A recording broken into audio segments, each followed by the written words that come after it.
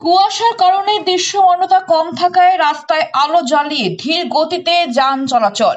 বুধবার ভোর থেকে কুয়াশায় ঢুকেছে উত্তরে গোটা জলপাইগুড়ি। শীতের দাপট অব্যাহত জলপাইগুড়িতে।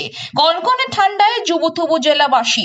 ঠান্ডায় শরীর গরম করে নিতে অনেকেই আগুন পোহাতে দেখা যায়।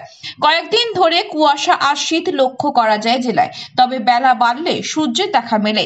গতকাল জলপাইগুড়ির সর্বনিম্ন তাপমাত্রা ছিল 12.1 ডিগ্রি।